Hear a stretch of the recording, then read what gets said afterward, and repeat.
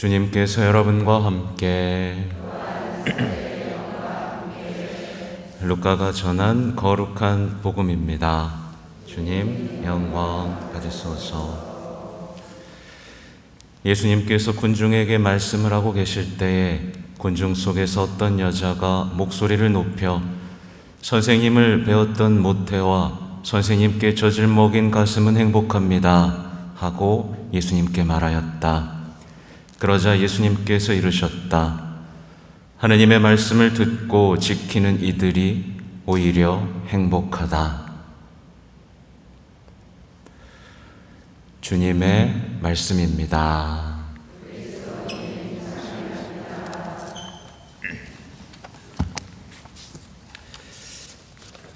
자비로이 교회를 이끌어 주신 주님 기억하며 감사하게 하소서.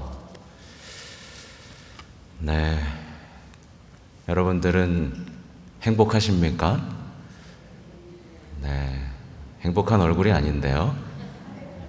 네, 얼굴 보면 다 나오죠. 이 사람이 행복한지 불행한지 고통받고 있는지 애쓰고 있는지, 그렇죠? 네, 눈동자는 또 영혼의 창이라서 다 나옵니다. 안타깝게도 많은 신앙인들이 주님이 말씀하시는 그 행복을 목표로 살아가는 게 아니라 세상 속에서 학습된 행복, 배워온 행복을 추구합니다. 신앙인이 되고서도 말이죠. 이보다 가슴 아픈 일은 없습니다. 세상에서 뭐라고 얘기하죠? 이거 가져봐. 야, 저기 한번 같이 떠나볼까? 즐겨봐. 먹고 마시자. 이거 입고 요거 발라봐. 그쵸? 우리 드라마에서처럼 우리처럼 사랑해봐. 마음껏 사랑해봐. 우리처럼 복수해. 참지 마. 그러면 너네도 행복해질 수 있어. 라고 끊임없이 우리를 교육시키죠. 그거 따라 하시는 분들 계시죠? 깊이 반성하시기 바랍니다. 그래서 행복해지셨습니까? 네, 행복해지셨으면 다행이에요. 근데 대부분 그런 삶을 따라 사는 사람들은 어떻게 되느냐? 그저 불행해지지 않기 위해서 애쓰는 삶을 삽니다. 어떻게 하면 불행해지지 않을까? 왜 나는 남들처럼 행복하진 않을까? 왜 남들은 저렇게 행복한데 왜 나는 이렇게 불행할까? 라는 삶으로 젖어들게 마련이죠. 행복은 잡을 수 없는 어떤 그 무엇이 돼버립니다. 평화도 없죠. 세상은요, 행복해지려고 난리입니다. 그죠? 그냥 어떻게든 행복해지고 싶어 하죠. 그래서 뭔가 좀 더 갖추고, 아까 말한 것처럼 떠나고, 뭘 배우고, 날 편들어주는 사람을 찾고, 그래서 어떻게든 행복해지려고 하죠. 근데 그 행복해지려고 하는 사람들이 하는 짓들이 뭐예요? 뭔가에 중독되죠.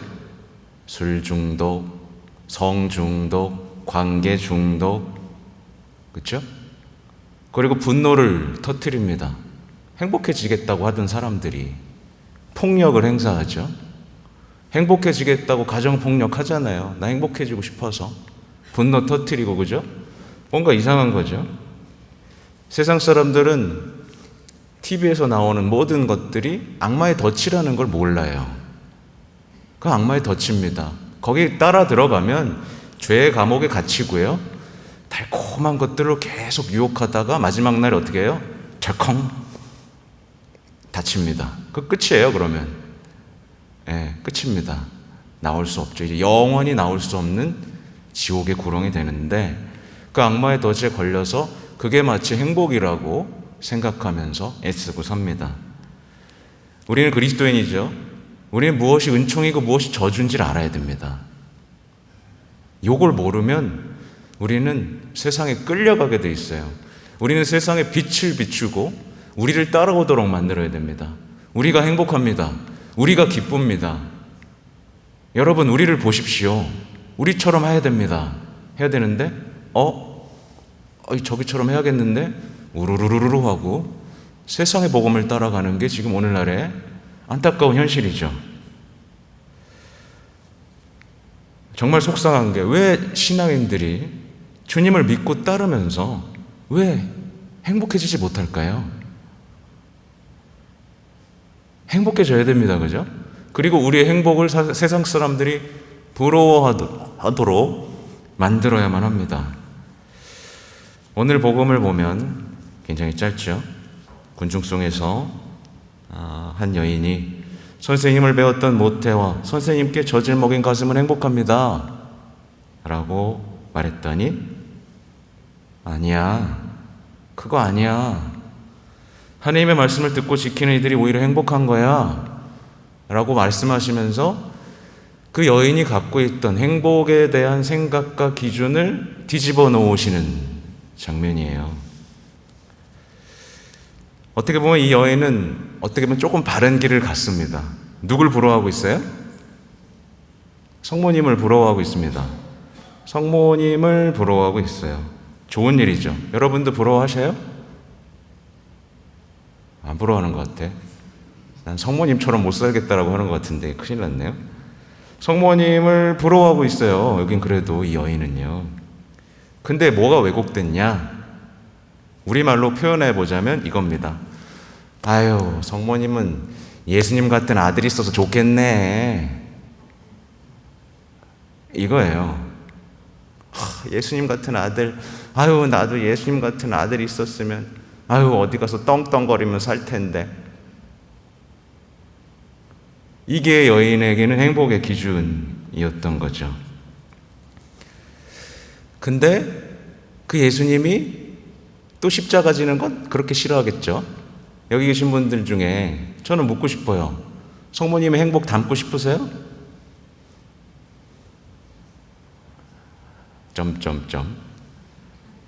여러분의 아들이 십자가 지는 거에 대해서 침묵하고 바라볼 수 있으세요?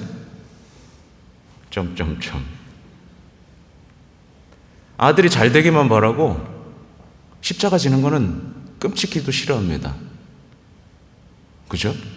그래서 요즘 신학교도 안 보내죠. 그러니 우리 행복해질 수가 없습니다. 벌써 끝난 거예요. 우리 행복은 물 건너간 겁니다. 성모님처럼 살고 싶지도 않고 예수님같이 아들을 두고 싶지도 않은 겁니다. 우리는 알아야 됩니다. 조금 더 이제 발전시켜 보면 우리는 누구처럼 특별한 존재가 된다고 해서 행복해지는 게 아니에요. 성모님처럼 된다고 행복해지는 게 아니라 여기 계신 분들은 각자 소명을 받으신 그 고유함으로 행복해지셔야 돼요. 누구처럼 되고 싶다. 누구처럼 되고 싶다. 아닙니다. 여러분들이 프란치스코 성인처럼 되고 싶고, 그렇죠? 어떤 성인처럼 된다고 행복해지겠어요? 여러분 자체로 행복해집니다. 여러분에게 맡겨주신 그 소명을 발견할 때 여러분 행복해지죠. 또 누구처럼 특별한 권한을 누린다고 행복해지는 것도 아닙니다. 근데 세상 사람들은 뭔가 권한을 갖기 위해서 이제 행복해지죠. 그 행복해를 추구하죠.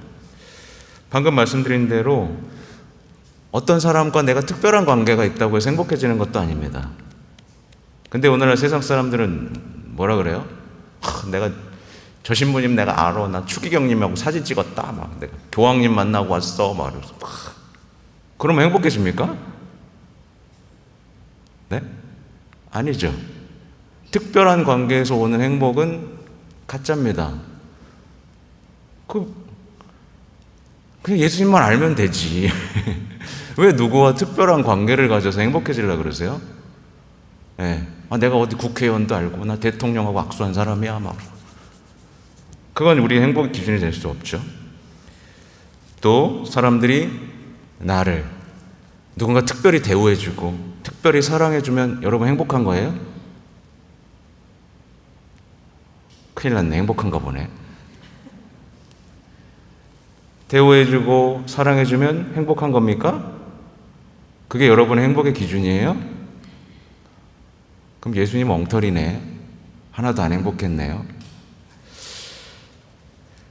그런 행복들은 언젠가 사라집니다. 그죠? 사라질 행복을 붙잡고 있는 건 결국 무슨 얘기예요? 결국 불행해진다는 얘기입니다. 불행해지니까 어떻게 해요? 두렵고 불안하죠. 그러니까 말도 안 되는 거예요. 그죠? 어차피 불행해지고 없어질 행복을 붙잡고 있는 것 자체가 불행입니다. 행복은요, 영원, 천국, 영원한 생명과 연결이 되어 있어야만 행복이죠. 보장받아야만 행복입니다. 그 보장이 어디서 나오죠? 하나님의 말씀에서 이루어집니다. 영원한 것은 하나님의 말씀밖에 없기 때문에 하나님의 말씀이 행복인 거예요. 그 행복은 변하지 않을 거거든요. 근데 다른 사람들이 막 약속하는 것들은 다 가짜고 사라질 거잖아요. 만약에 우리가 신앙생활을 하는 중에요, 특별한 대우를 받고 특별한 권한이 생기고 그래서 행복해지고 있다면 우리는 사실은 뭐예요? 불행해지고 있는 중입니다. 복음하고 완전히 반대의 길을 가고 있는 중이에요. 그래서 좀 더 구체적으로 보면 사제가 불행해질 때는 언제인 줄 아세요? 사제가 불행해질 때는 사제가 특권층이 될 때입니다. 특권층이 될 때. 수도자가 불행해질 때는 언제게요? 특별한 대우에 기뻐할 때입니다. 만족할 때입니다. 신자들이 불행해질 때는 언제일까요? 특별한 권리를, 특별한 관계를 찾을 때입니다. 성모님의 행복은요, 우리가 생각하는 것과는 다릅니다. 성모님은 행복하셨죠? 모든 세대가 행복하다 하리니 라고 말씀하셨죠. 성모님은 권리가 없으셨어요. 자신의 인생을 살 권리도 없으셨고 아들에 대한 권리도 없으셨습니다. 아들을 돌볼 권리, 아들을 구할 권리, 그렇죠? 아들 대신 아파할 권리도 없으셨어요. 아무 권리가 없으셨습니다. 이게 하나의 비움인 거죠. 예수님께서도 하느님이셨지만 자신의 권리를 주장한 적이 없으십니다. 이게 비움이고 이게 진짜 비움이에요. 불교에서 말하는 비움은 가짜라고 말하면 좀 그렇고 우리가 믿는 비움은 이 비움입니다. 권리를 주장하지 않는 겁니다. 성모님은 자신의 뜻을 포기하셨고 예라고 말씀하셨고 아들의 죽음 앞에서도 침묵하셨죠. 어떠한 권리도 권한도 특권도 누리지 않으셨습니다. 이게 성모님의 행복이죠. 성모님의 행복 부러워하셔야 됩니다. 부러우세요? 성모님의 행복을 부러워하지 않으면서도 묵주기도를 바친다면 여러분은 뭐예요? 위선자입니다. 은총이 가득하신 마리아님, 그 은총 여러분 받고 싶으시잖아요. 그 은총은 고난이 사라지고 내 뜻이 사라지는 은총입니다. 우리가 성모님 행복을 부러워하게 되면요, 어떻게 될까요? 고통받겠죠. 상처받겠죠. 근데 마지막 날 어떻게 될까요? 그 상처가 빛나고 있음을 보게 됩니다. 만약에 우리가 세상 끝날 주님 앞에 섰는데 우리가 상처로 만신창이가 되어 있고 그 상처에서 빛이 터져나오고 있다면 우리는 기뻐서 눈물을 흘리게 될 겁니다. 그죠? 근데 주님 앞에 딱 섰는데 내 영혼은 누더기고 남들에게 준 상처만 보이고 있다면 우리는 피눈물을 흘리며 알아서 돌아서겠죠. 천국문에서. 그래서 정리하면 그렇습니다. 하느님의 말씀을 듣고 지키는 것이 행복입니다. 동의하세요? 주님을 위해 사는 것이 행복입니다. 주님을 위해 고통받는 것이 행복입니다. 주님을 위해 참는 것이 행복이고, 주님의 뜻대로 사는 것이 행복이고, 주님을 위해 죽는 것이 행복입니다. 우리를 위하여 그토록 오랫동안 고통을 참아 견디셨던 예수님의 행복을 생각해 봅시다. 그냥 끝나버릴 수도 있었어요. 그냥 넘어져 버릴 수도 있었고, 그냥 길에서 죽어버릴 수도 있었지만, 그 고통을 참아내시고 결국 우리를 구원하신 예수님의 행복, 다 이루었다. 성모님과 예수님의 행복에 대해서 우리가 생각하지 않는다면, 그거를 담기를 원하지 않는다면, 우리는 정말 우리 신앙의 보화 앞에서도 돌아서는 사람, 눈먼 신앙인 위선자, 불행하여라 라고 말씀하신 그 악한 존재가 되고 말 것입니다. 여러분, 행복하시길 바랍니다. 네, 아멘.